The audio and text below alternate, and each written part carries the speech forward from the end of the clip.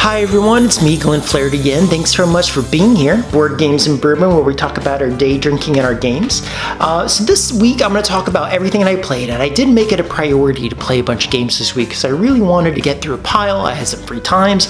I wanted to prioritize experiencing new ideas. Okay, but before we get into that day drinking, and today we're going to do Ardbeg 10, a 10-year-old. This is a peated scotch. It's very sweet, very smoky, and it easily goes down. Now there is a higher version of this, and I always forget what it's called. Not Kraken, Korkeveg, I forget. But that one is a little bit better. But whereas this one is $56, the other bottle is twice the price, and it is not twice as good. But with most things, get this much improvement, you pay this much more money. But this one will do me just fine. So that's Ardbeg 10. If you want to experiment with a peated scotch, I highly recommend this one. Okay, so we're going to start with Brass Empire. Now, Brass Empire is a game that I've always wanted because the artwork on the box was amazing. And it kind of has like this industrial, decayed, kind of mixed with old-time look. And at the time when it came out, it reminded me of Scythe. And I thought this was going to be a deck builder kind of Scythe. The odd thing about it, though, is Scythe didn't even turn out to be what I thought Scythe was going to be, because when I saw Scythe, it had all this great artwork, but I didn't see that in the game. I actually thought the game was quite garish. I thought the board looked like a messy McDonald's mat with just brackish yellow and reds and things thrown over. The sizes of the minis didn't make sense. That's a tangent. But this game here is steampunk, but this artwork only exists on the cover. The inside art is different, but it's still fine. And it's a very gentle deck builder where you're definitely coming from a Magic background, where it's me versus you and I'm attacking you. But along the way, what you're trying to do is, instead of winning on destruction of the other person, getting their health down to 0, you're trying to get money. So you're building machines or buildings that produce money, mines. You're playing cards that augment that. You're getting resources to let you buy more powerful cards, and that goes on. So it's kind of standard in that way. The gratification in this one is a little bit delayed, as compared to something like Star Realms, where Star Realms, you start attacking right away, things start clicking and happening into place quickly. This is a little bit more paced, a little bit more chill. I actually thought this was great to play solo. I did enjoy it. The money is a new aspect. I don't know how it's going to thrill you. It's not going to give you some visceral attacking thing if that's what you're into. And you might be looking for that if you're getting something that's kind of based off of Magic. Now, the rule book in this, rule books are hard to write, but you're going to have to kind of like glean and decipher what they want, because not all the information is explained, and some of the some of the card effects aren't necessarily clear, a little ambiguity, but you can't make sure you get every point. It's impossible. You don't know what questions are going to come up with. So Brass Empire, what do I give that now that I've played it in 2022? 6.5, 7 out of 10. It's gentle, and I like that it's gentle. I'd always want some high conflict, high stress game. So that fit me. I wanted to play at night when I was tired. Okay, the next game we're going to talk about is Fantastic Factories. Now, Fantastic Factories is a game where you put cards down and you're trying to tie your cards together so one card's effect help feed another card. And it's a very beautifully made game. The production is super high quality. It's easy to understand. There's a little bit of dice rolling, and then you place your dice to activate things. Now, the problem in the game is that there are cards where you have to get specific dice to activate your cards. And there are very few ways to actually mitigate your dice to make them where you want. So often you're in a situation where your card will not activate unless you rolled exactly what that card needed. In a way, it's kind of like playing Machi Koro, but there are more ways around it. It's better than Machi Koro. Almost everything's better than Machi Koro. Space is amazing. Valeria, especially where Valeria has gone nowadays with Darksworn and the Shadow Veil expansions, it's probably my favorite. There's another game out there that's kind of in that vein, but I'm forgetting it at the moment.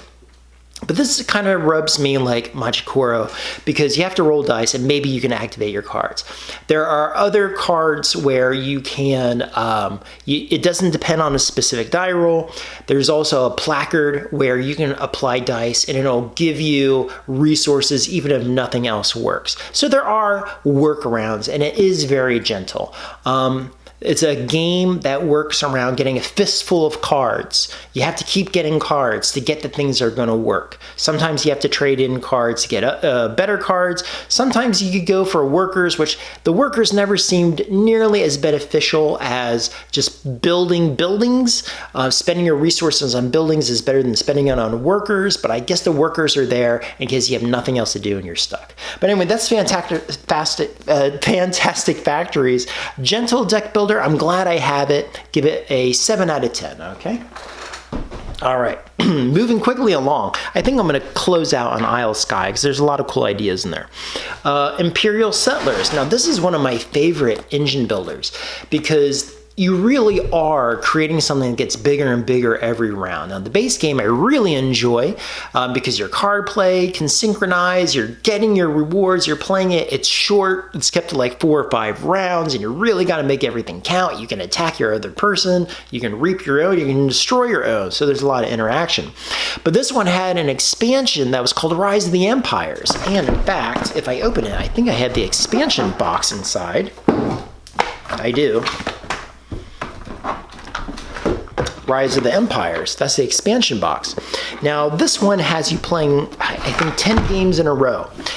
And the problem with the expansion is the criteria that you need to meet in order to move through your game becomes so difficult, especially if you're playing with the Romans. There's different clans.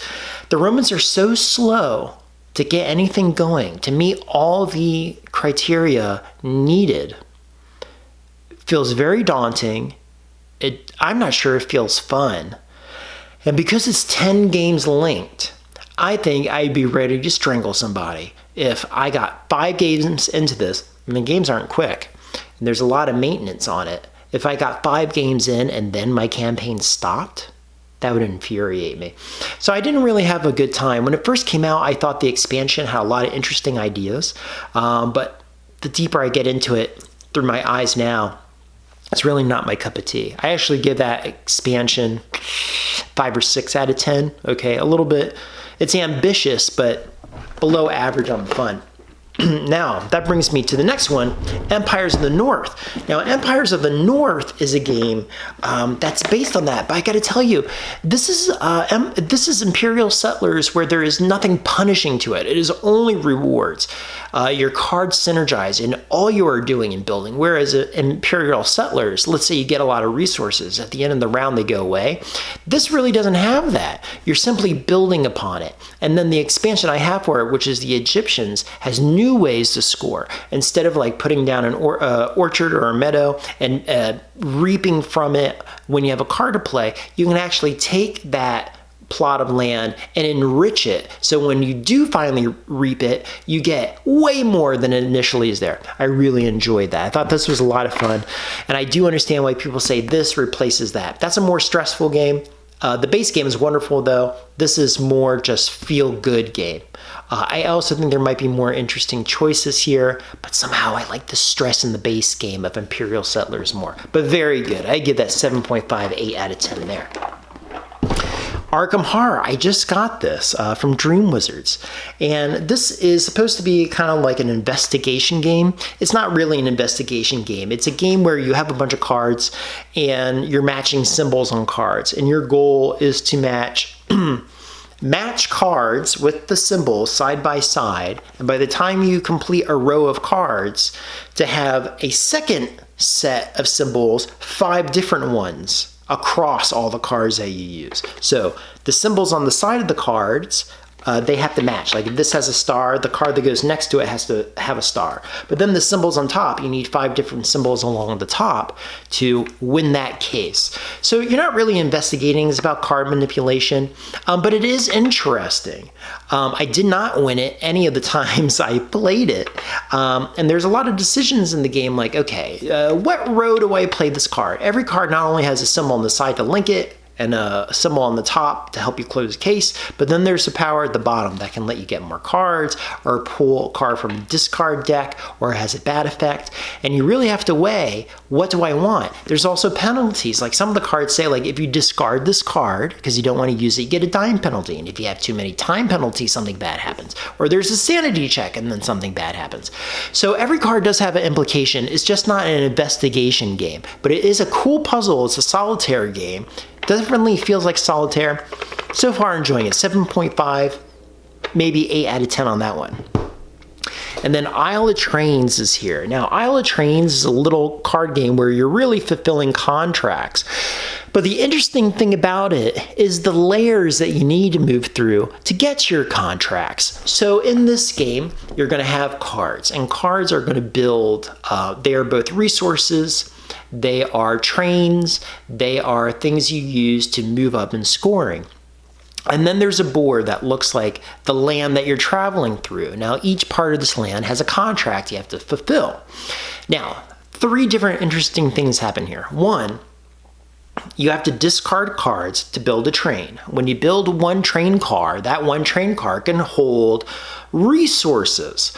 The cards that are the train cars are also the resources. So now you can start putting it into your train. But you can only link so many of these resources depending on your engine. So you might have to upgrade your engine. And why do you need all these resources? Because the lands need it to get the contract. Once you get a contract, you can upgrade the contract by spending more resources on it. But even more interesting, there are actions on every one of those train cards.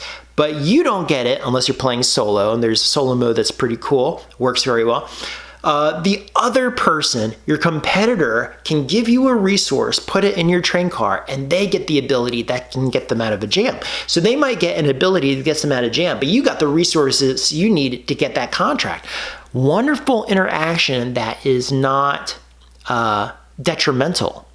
It is the type of interaction where you're helping each other, and that's a great twist. It's also a great twist where you have a game where one of the ways to win is to make a train, to make your area attractive to other people. So all of the competitors want to give you resources. So I would say there's actually, it feels like there's a couple different ways to win. Now this one also has an adjustment, I think for 4 players. The original game had 6 cards, and I think for 4 players they adjusted up to 7, just to give it a little bit more space, a little bit more breathing room. Now besides that, there's also passengers you can pick up. You can put up passengers and you can put them into areas kind of for like instant rewards, okay? So they're kind of, something that also mitigate your situations, kind of cool. And the art in this game, now, the original art when this came out previously kind of looked like Millsborne, if you ever play that. That was a like 1950s race car game. This one feels more like a Thomas the Tank Engine kind of set. More like, more like a toy you might be more familiar with, and it's kind of updated. I like the art in this more.